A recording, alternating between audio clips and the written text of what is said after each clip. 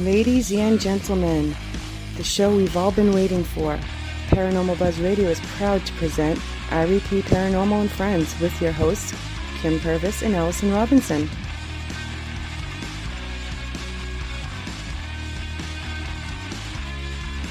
Live every Thursday night on Spreaker, 8 p.m. Eastern, 7 Central, 5 Pacific. Be sure to check out their Facebook page, REP Paranormal Busters.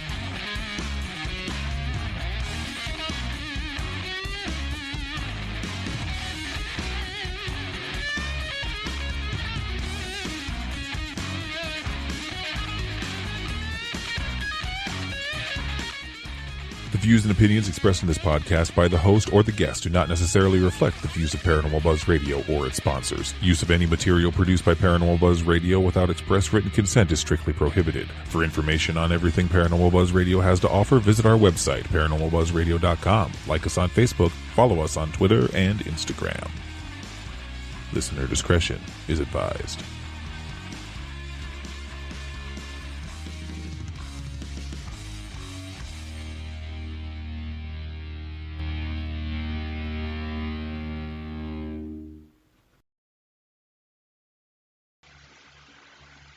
Okay, Allison, you are on. You are on. Hey, everybody. Welcome to another night. Hey, everybody. Welcome to another night of REP Paranormal and Friends. We are finally back. We have a special guest.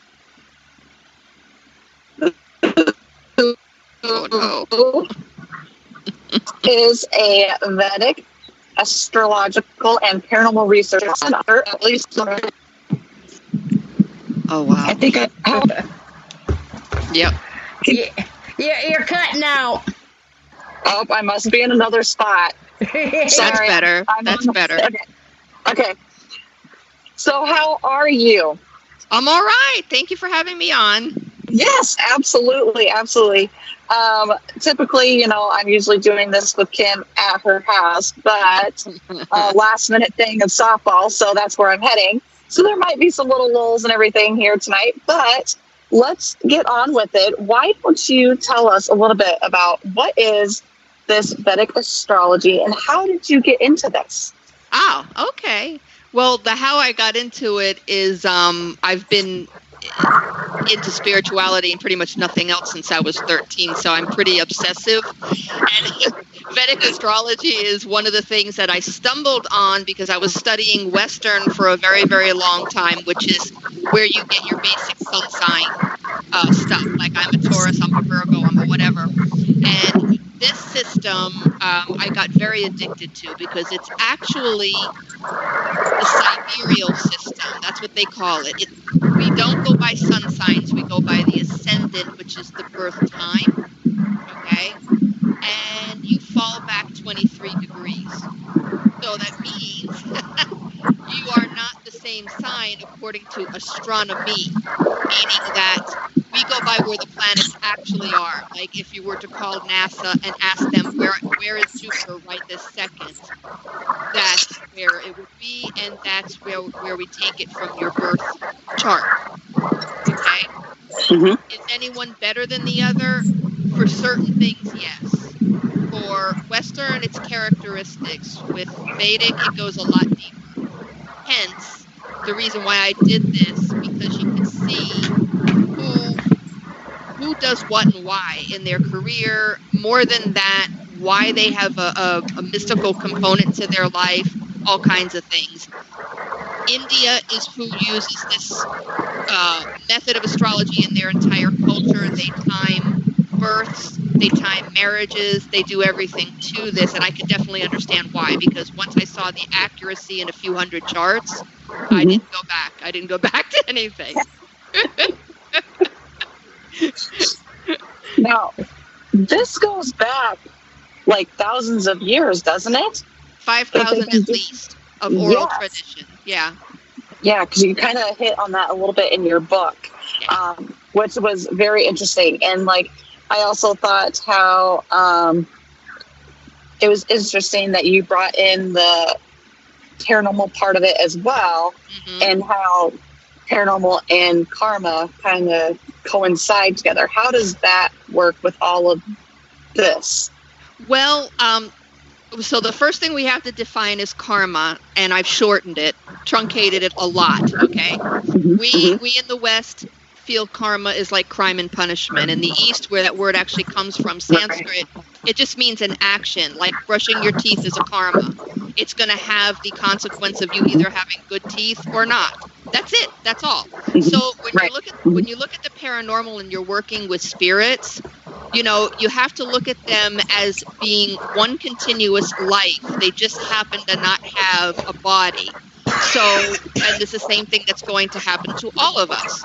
So the body is really the only thing that changes, and the way that we're born, the way that we look, how we carry ourselves, and what we are thinking from the time that we're born is all due to the actions that we took in another existence. That's it. It never stops. But we live the illusion of it stopping. You bury the person, the whole thing, it's dramatic, and then, you know, you lose the body. That's the end of it. And you know very full and well that it's not the end of it. Right, yeah. So in the book, I cover a lot of different ways that you could actually be working out karma with spirits, just the same way that you do with normal people. The living. And, you know, I mean, it doesn't necessarily mean you knew the spirit before, but it means that you are always working out karma every time you go on an investigation, and you're also creating it. So in the little workbook session, you saw probably that I go through some things that you can do to make sure that you're respectfully for yourself and the spirit not creating any negative karma. Right. Yep, absolutely. And I like how in the book there was some areas, well, you go through, there's actually like 4 types of karma, correct? Yes. And if I say them, I'm going to butcher them. I don't have them listed in front of me. I thought that would be a little too complicated because it would take people's brains and squash them. Basically, I don't want them to think that this is really complicated. Right. With all these shows that I'm kind of doing here and there, I'm kind of making it a little bit better than it was before. So there are 4 different types of karmas, but the easy way of explaining is you have karma that you have from other existences. I say existences because maybe we have past lifetimes on this planet, maybe we don't, maybe we just float off into something else and it's dimensional. Okay, so I'm just going to say something we carried from us from the past. Stuff that we make as immediate karma right now, if I were to walk up and punch you in the face, I have to pay for that, okay? Right. It's usually immediate because here comes the police and this is going to happen right now, that kind of thing, right? The third type of karma, it's like your sand sheet karma is what it's called. It's the amalgamation of all the karmas, the other 3 in your chart that you're playing out at all times. It never stops. Okay? So, so that's what we cover with that. I just listed them and did a brief explanation of each so that people can actually understand the real meaning of what karma is, so it can kind of start moving them away a little bit from the pop culture sort of thing. Right. Yeah, absolutely. And is that the part, okay, I might be getting confused, but there's a part where you kind of sit there and you talk about like TV show in regards to this. Oh yeah. Such as like the older man with that antique shop. Yes. Yeah. That's what I like to use. Yes, so that was very interesting. Okay. Yes. So I'll go through it. That's my favorite one, actually, because it was so straightforward. And there's a little grid in the book that shows you exactly the houses and how it went. And it was wild, really. It was one of the older shows. I even forget now which one it was, but it's in the book. I had to give the credit for the book. And this is how I got into this, because I'm like, oh my God, I know exactly why this is happening. And it's right there. And I wish I had their birth times. But I didn't really have to. And that point, all I needed was the age. And the guy, as he was narrating, said, this gentleman, okay, he bought an antique shop. He was 47 years old. He had a young daughter of around somewhere between 9 and 13, okay? So in that time, he started having paranormal activity in the shop. People were walking and screaming out of the shop, and his business was going downhill. One day, and this was probably during a planetary period called the Dasha, which I do go into in the book, a customer walks in at random, nothing random, and says, "Oh, hey, by the way, do you know the history of this place you bought? There was another gentleman, it was weird, 47 years old, same as yourself, had a daughter like you did, committed suicide, hung himself back there in the back of the shop because things started going downhill." Right. Oh, he says, okay. So he tries to, and the child was also experiencing lots of stuff. So that was caught on tape. That was actually caught on tape. They had a curio cabinet explode the glass behind the girl, and she comes flying out. Okay. So, long story short, when you look at the grid, there's a little trick you can do. Each house represents an age. Okay, 1 through 12, and you keep going around until approximately age 100. We stop at like 70 or 80. Okay. And at age 47, it was, let me see, I think I have this here actually. It was representing 2 or 3 of the houses. The 5th house, which was children, the 8th house, I believe, and the 11th house. Okay. So, to make this simple so that people can understand, once he made peace with the person that owned the place before him, and he actually had a ghost team come in, and it became popularized, and the man's story became popularized, the stuff stopped. Everything stopped. And in fact, his shop is now a novelty that people keep coming to, and he has even more business. So it was almost like he absolved the karma that gentleman had, okay, and his karma himself.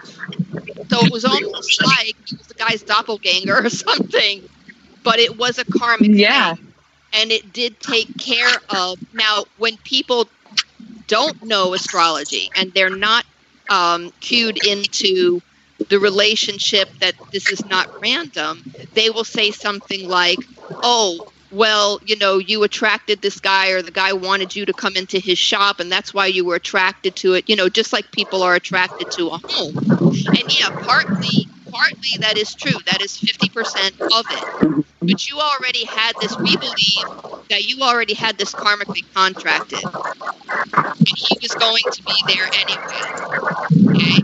And then you can get a little wilder depending on the age difference in the 2 men. He could even be himself. He himself, if you look at the dates, which we didn't have, if it was in the 1800s or something, and this guy is now like it's in the 80s or the 90s, he could actually have come back to do a do-over. So he may be talking to himself. There's, you know, it's a dimensional thing, because if you look at spirits in a dimensional sort of way, and astrology, this type of astrology actually gives you that perspective in a way. You know that whatever it is that you're looking at, like let's say a residual haunt, you guys call it a residual haunt, where you see somebody go and doing something over and over again. I don't think that that's not really happening. I think it is, but you are actually running into a different time period. You are the one that's in that time slip. And whatever is important for you to see, you're going to see. It's actually happening, but they're not noticing you because you are looking in the glass at them. They're not looking at you. So I don't believe it's unintelligent, and I don't believe it's a haunt. So unintelligent haunt, I'm kind of on the fence about. I think it's a time slip, period. You're there. You're actually there. But they can't see you. But you can see them. And karmically, that's what's important for you to see at the time. Very interesting. I never really thought of it that way. Yeah, I never did either until I started looking, and I thought, oh, this can go all kinds of ways. Yeah, exactly. So while we're kind of talking about that, do you want to kind of go and tell us about the chart you did for me? Yeah, I do. Okay. So In the sidereal system, you're a Virgo ascendant. Okay? And your sun is actually Pisces. All right? Okay. So if we actually put it up against the Western chart, this one would make more sense because, first of all, your sun being in Pisces, your sun is the father, and I don't know anything about you at all. I'm just going to kind of go out on a limb with one or two things that are a little bit off the topic of the paranormal, and that is you would have received the spiritual essence that you have that goes into your work through the father. Okay? That's from the father's side, period. Okay? Mom is in Capricorn, that's your moon. So that's the more practical end.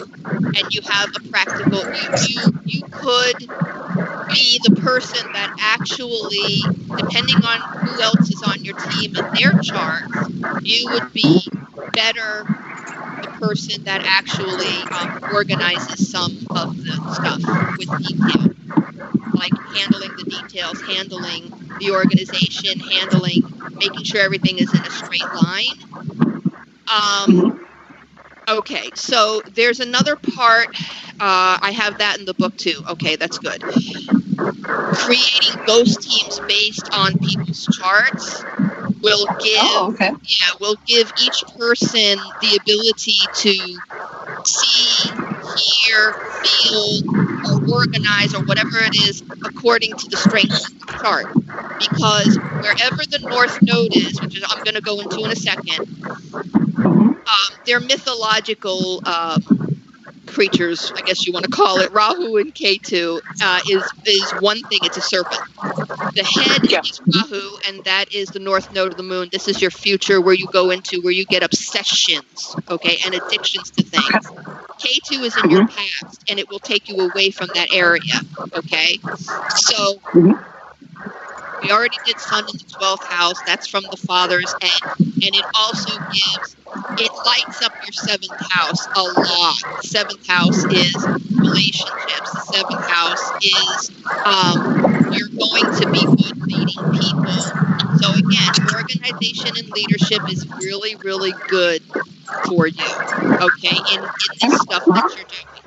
Okay, so you would be able to lead maybe even and I get downloads, I guess you could say, or some form of something when I do this, because I do spiritual practice before I go into the chart, and I let it talk to me.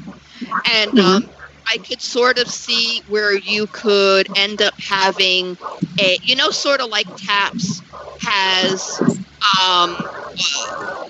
different factions all over the country that takes their training, and you could do the same and handle that as a multitasking sort of thing. So if you ever thought about it, you could. Okay? Okay. Right, Cool. So let's go to the North and South Node. It's an axis, and you have a 10th house, 4th house axis. The 10th house is where you're going to be. It's in Gemini, which is communications, okay, which is media, which is a fabulous place for Rahu to be in. Okay, it's ruled by Mercury. It's great. Mercury is in your 8th house. 8th house is really important. 8th house is Scorpio. 8th house is that occult, is deep research, is which you would also be good at. And you have Mercury, Mars, and Venus in Aries, which is a fire sign, in the 8th house. Okay, so we'll go into that now in a minute. So Rahu is in your 10th. You're going to be in this kind of thing. Communications is going to be the medium that you put out. And I don't care if it's books, radio, TV, whatever it is. You're in the right spot. You're on the right pathway. Okay? And K2, the bottom end, is going to take you away from your home, which you are a lot. So that makes a lot of sense. And but when you are, always remember that wherever your South Node is, when you get tired and worn out, because you'll get a little bit burnt on what you're doing, okay? You'll want to lean back at home, but it's not going to last all that long. You'll want to come out again. Okay, so I say a 3-day relaxing period. You probably need 3 weeks, but that's about all it's going to last before you start to itch. Yeah. Okay, so you have Jupiter residing in your in Scorpio in the third. Okay, third house is Gemini. It's still ruled by Mercury. But Jupiter is sitting in the sign that your third house is, which is Scorpio. Okay, and that house, its dispositor, we call it the dispositor. The ruler of the 8th is Mars. Where's Mars? Back in the 8th house. So no matter what happens, every planet you have just about goes back to that 8th house. Now, an experiencer, a ghost hunter, mostly a ghost hunter, is Rahu. You have one of the 3 positions that are in the book, which is Rahu is looking at your moon. So, which tells me that your mind is going to be on this stuff like 24/7. So if you can find a way to actually support yourself with it, your 10th house works you doing that. Rahu's there on his own. He's got nobody to interfere with him. The only thing I can tell you is Rahu's obsession, and he'll burn you out and he'll give you illusion. Wherever Rahu sits for anybody in anybody's chart is where you can have a fast burn. So you need to be able to, and also watch. How can I say this? Give me a second. Well, you've got. Let's do it this way. Mercury, Mars, Venus in Aries in the 8th house. The passion is there because Venus is there, and she is the only thing that keeps your mouth from getting your expression from getting a little out of hand. Sometimes, a lot of times. Okay, so yeah, a lot of times, yeah. Yeah. Mercury, Mars is sort of, even without Venus, is like a lot of F-bombs and whatever if you happen to, get agitated. You just need to be careful. The only other thing is with that is tempering that Mars a little bit, especially when you're doing investigations and stuff. That vibration, that frequency that you're on, could, I don't see anything like possessions or anything like that, but could get you, let me see, hold on a second. Your Rahu is in an air sign. Okay, so it shouldn't get you touched in a bad way, but you may hear at some point when you're running a certain planetary period, you may hear somebody in your ear say something nasty or something that is directed right to you. So when you're shining like a beacon, when you have that fire, that much fire, negative stuff is going to follow you.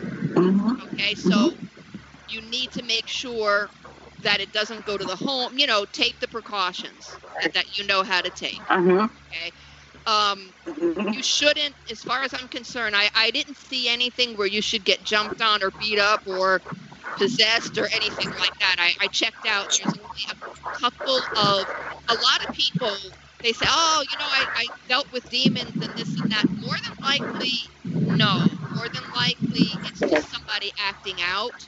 Because there's only like 2 little planetary yogas, and they really have to be specific for anybody to have that kind of thing, and that is so karmically laden, it's not even funny. Okay, that's something that unfortunately sometimes a person has to work through, and they're called to this type of work to work through it, and they will get their ass kicked, and there is nothing anybody can do for them either. They're going to slap around for years. So that's another thing too. When you go on investigations, which is another reason why I wanted to make a separate, which I'm in the process of doing a separate workbook, is to kind of train investigators that are a little bit soft or a little bit, you actually can handle this though. You can tell somebody, listen, this is something that is going on in your chart and these are the things you need to do, but your planetary period, especially if they're like me, if they have a bad yoga and they're running their Rahu period, I'll explain that in just a second. That could be 18 years. That can come back and forth for 18 years that planet is in charge of you. Right now, you're running Jupiter-Saturn, which is falling in line with the transits that are going on right now, which is why your Jupiter is retrograde and your Saturn is also retrograde. Saturn is fantastic retrograde.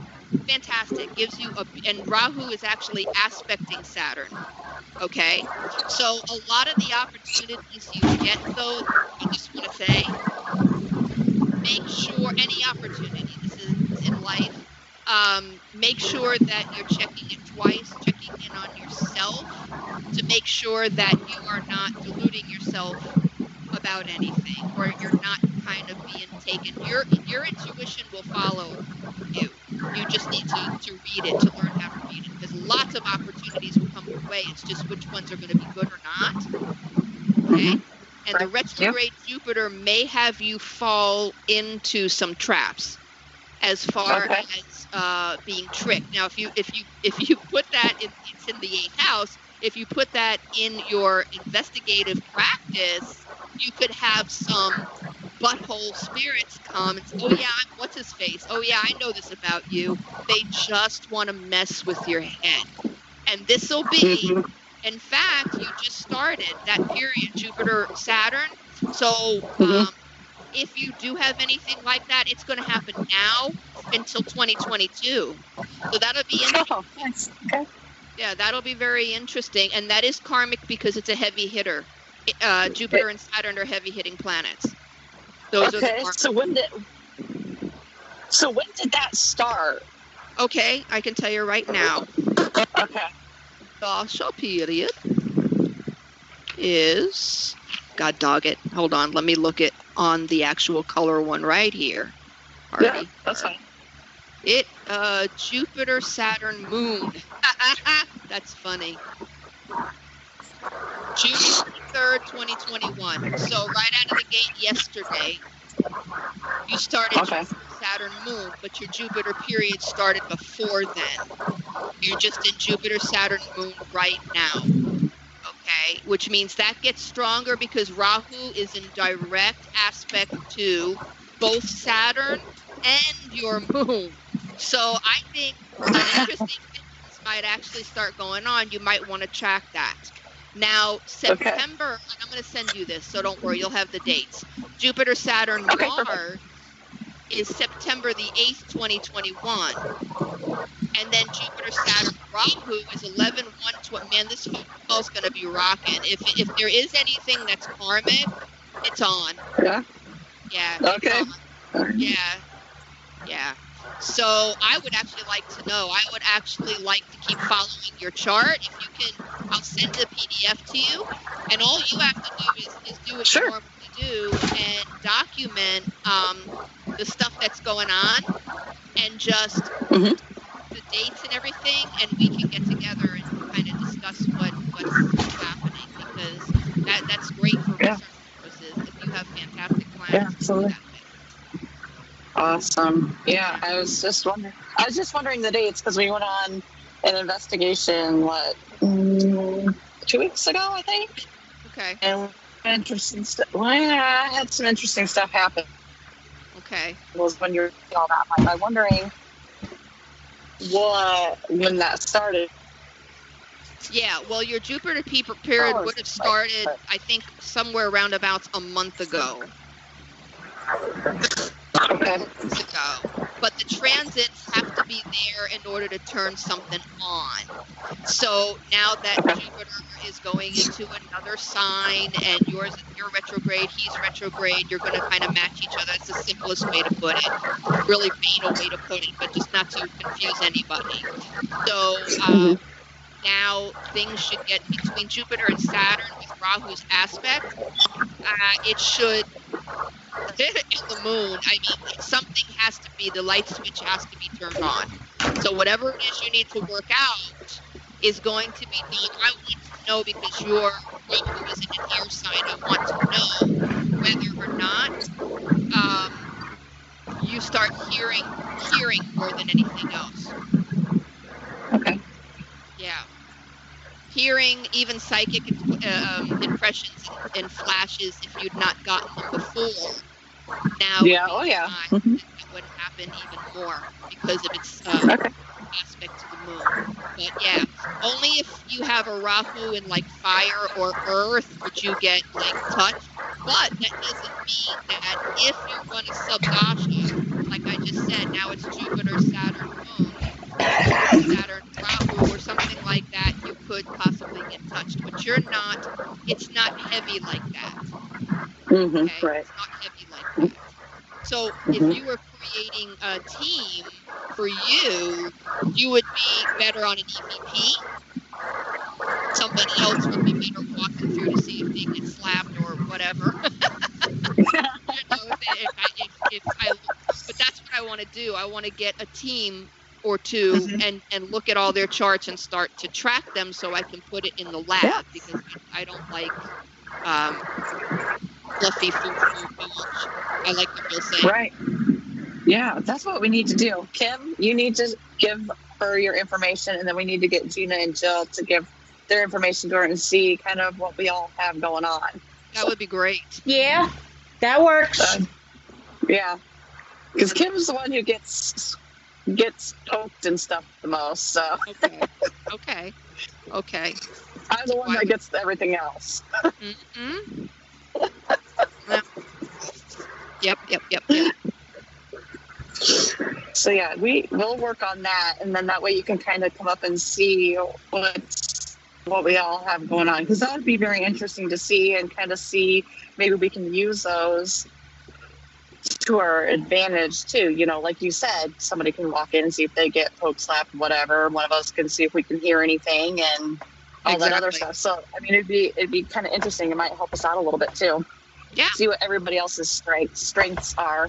Mm-hmm. Yeah, that's very interesting, because when I was reading through that chart, I was like, okay, there's this 8 house, 12 house, and like I was all over the place. I had no clue what I was doing. So I was like, I was like trying to figure it out to kind of see if I could, and I'm like, oh my gosh, no, I have to have like a visual or somebody actually say it to me, because I'm like lost. Well, what so interesting.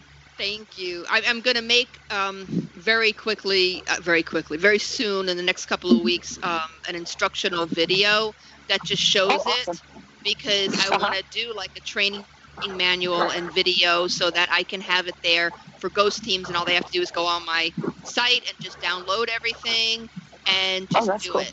Yeah, because I want to track the progress, and then you know, whoever wants to use it with their clients can use it with their clients and see how them working out there, you know, because it's more than just sage, and sometimes it gets really frustrating when you're trying to help somebody and you have to say, I guess, you know, it'll stop when it stops, you know, and you kind of hit a bit of a brick wall. But if we can get them to do stuff according to their own chart, according to understanding why they're going through what they're going through, because at that point, you know, any dogma that they believe in or anything like that's gone out the window anyway. It's like, okay, I have to start thinking that there's something else. Oh, which is another thing with your chart too, because K2 is in Sagittarius. Sagittarius, he brings you away from, in your case, any sort of dogmatic, staunchly religious belief as far as it affecting your work at all. Okay, so he is not fostering any one particular absolute belief. Rahu is taking you out of that and putting you in a different position to where that you can see that there's something different. Like you couldn't follow rules that say, well, you can't do this, it's a sin, and you can't do that because it's something else or whatever. It's not going to happen. And through your father's end, that wouldn't have been taught by him, I don't think. Okay. So that's that. Whether he showed it or not is something else, but it just didn't. The lineage does not bring you there. It brings you to heavy spirituality, period, and very eclectic and very, very confident with it, because the sun is there. That's the brightest luminary there is, and it represents Dad. So I'll let you ask questions. Yes. Do we have any questions in chat, Kim? Let me see. We're just talking about your driving.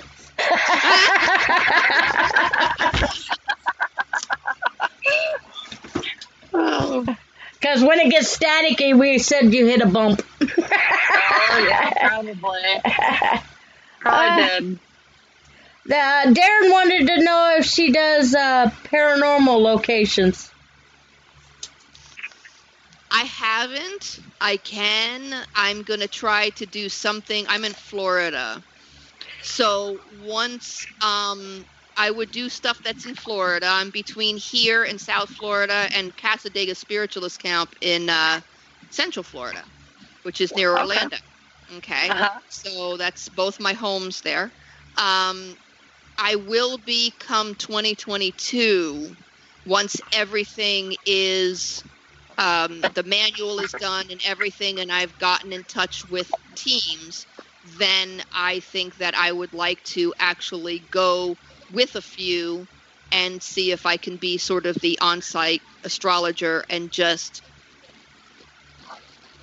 help them out as best as I can that way to see how it all works in action rather than just theory, Yeah. So Cool. I guess the short answer is yeah. He also asked, what do astrology and portals have in common, and what happens if you mix them together? Astrology and portals. Okay, so that's another dimensional thing, and it's another thing that has a karmic layer.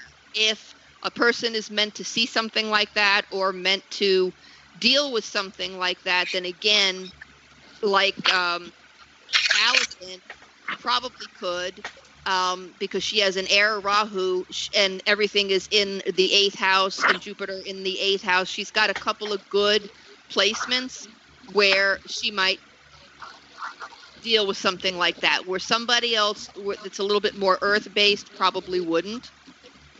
So yeah, everything with astrology, this type of astrology, you just have to think whatever a person uses their 5 senses for is going to be a karmic thing. It's going to be something that has meaning.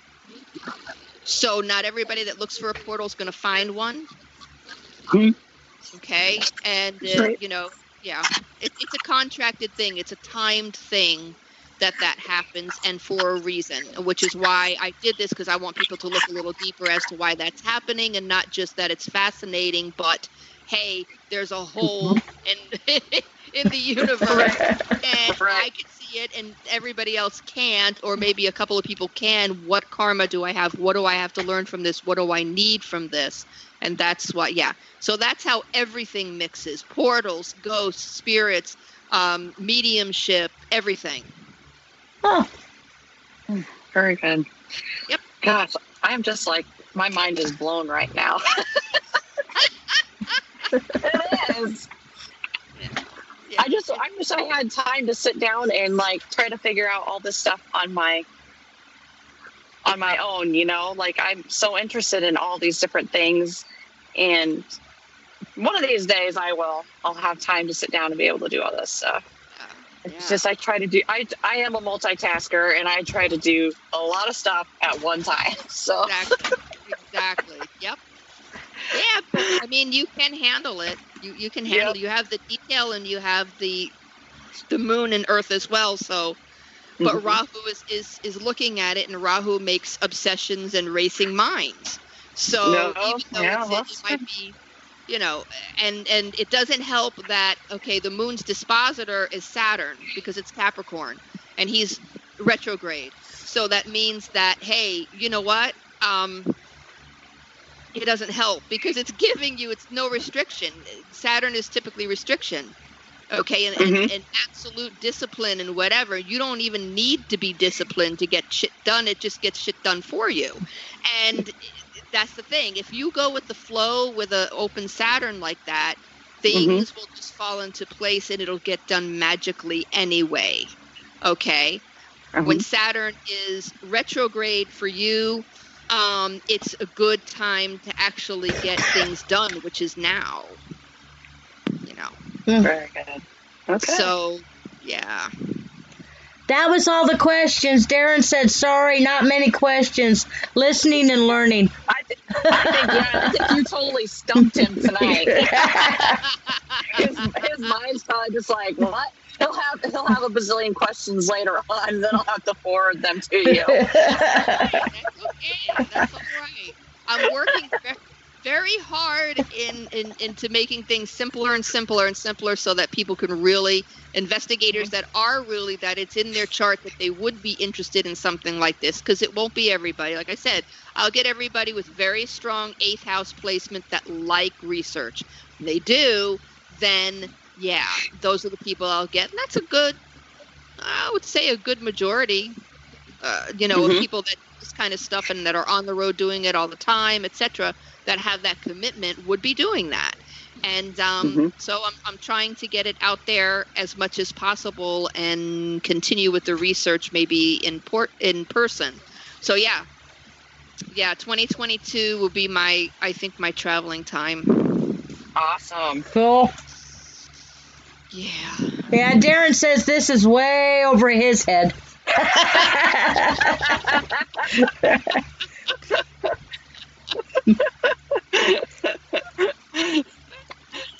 So interesting though. The real simple way to look at it is astrology is the map of who you are and where you need to go and how you need to kind of get there. So everything on your path has a meaning regardless. And when you're in something like this, there's always stuff to work out. You're learning something every time. And it's really simple to do too, because every time you go on an investigation and you look at the evidence and then you help your people and then you go home and say, okay, so what were my emotions? What were my thoughts? Did it bring up anything weird for me? Was I triggered in any way and all of that?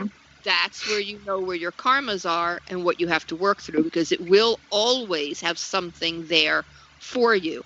Same thing with your clients. They should be asking, once they get a hold of the simpler way of doing this, should be able to ask themselves the same thing, even as a family. If they figure out that it's an ancestor of some sort or something like that, even better. Because sometimes ancestors, this is what I've seen, come around to ask people to work things out for them because they're in some sort of stasis. Okay, they don't, there's a part of their essence that needs to be relieved of karmas, because they know all too well what karma is on the other side. They know, oh, shit, okay, well, all right, but let me get this part of it. And you also have to kill what they call, I guess, generational curses, but all curse, it's a very badly translated from Sanskrit to English, but all it really means is stuff that you need to work out generationally, and that you don't have any Pitru Joshes or anything like that. But if I see it in, there's a few that I've seen that even the investigator had some very, very heavily laden stuff with ancestors, and they were always going someplace where they had their heaviest investigations being people's relatives. So you can work out your stuff through somebody else's relatives too when you cut them loose. And then you're cut loose and you can kind of move on, and you can So it helps either way. Awesome. No, I'm super excited. So Darren, this is a thing for Darren. He needs to contact you and send his birth chart to see kind of what's up with them. Okay. And then maybe I think he should do it. He's kind of newer to the paranormal field, like investigating and things like that, kind of getting his feet wet. But I'd kind of like to see what his chart turns out to be. Okay. So that's his task. He needs to get a hold of you and do that. And then, like I said, we'll work on getting our group, and I'll send you everybody's information because, I mean, I think that would be very awesome to do. Exactly. And everybody needs to check out your book, Will You See Dead People? Because what I read is very awesome, and I think everybody will enjoy it. And so where can they buy this book? On the same link that I gave you to get the download, that's my functional website. It's payhip.com, but that's my link there.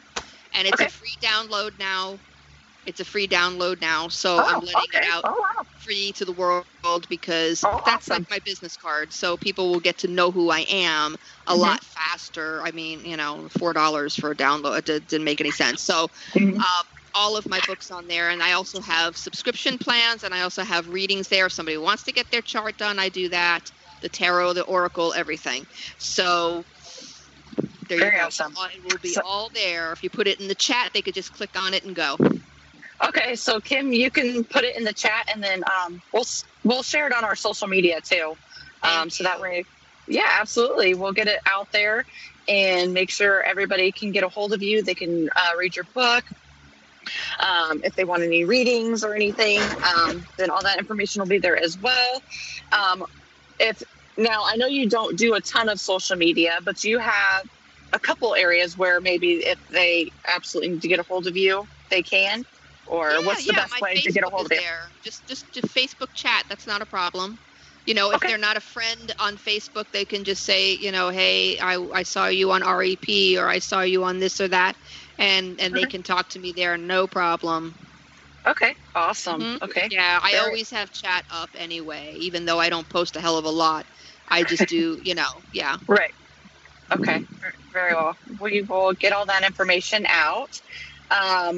Before we go, I'll have Kim just kind of go through. Since I can't see chat, I'm just going to have her go through. We like to give shout outs to everybody who participated in chat tonight, or that we could see their little bubble up there. They may not have said much, but they were there. And we have some that you can't tell, but we do have lots of listeners every night. But we like to give them little shout outs to thank them for listening every night. So Kim, if you want to go ahead and do that for me.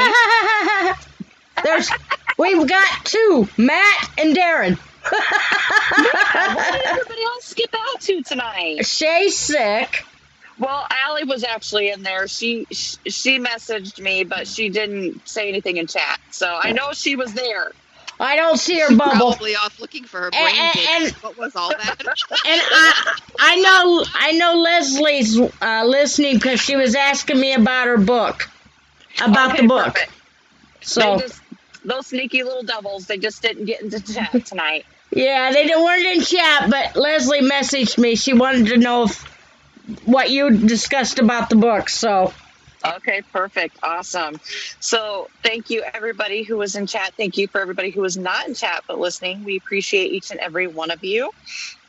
We would love to thank our awesome guests tonight. Alura, oh my gosh, my mind is just right now.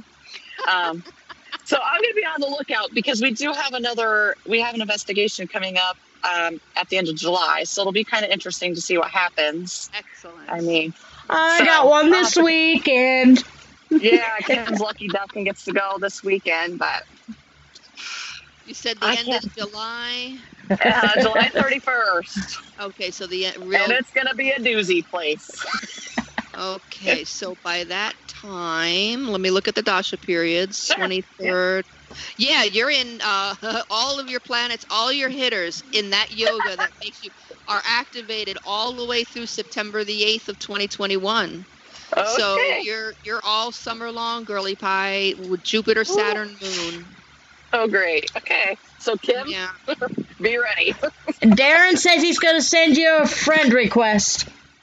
Okay, all there you go. Okay, perfect. Awesome. That sounds great. All right. Well, I will make sure to get all this information out on our social media.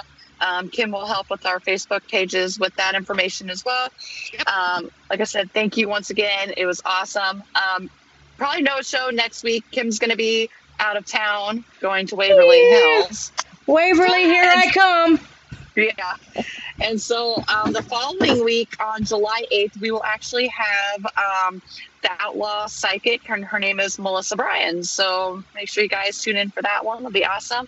And like I said, thank you again, Alura, for being our guest. It was awesome. You're welcome. You are such an amazing person. And Thank you. So easy to talk to and bubbly, and I love it. I love it when it's like that. And you have no filter, like me. I have no filter. I kept it good today, but a lot of times I have no filter. So, well, I have the filter-free conjunction that you two do with the Mars Mercury in my other chart. So yeah, that's why we got that. No problem. All right. All right. Thank you, guys. And like I said, no show next week, but come back on the 8th and join us again. Thanks, everybody. Right. Thank you. Thank you.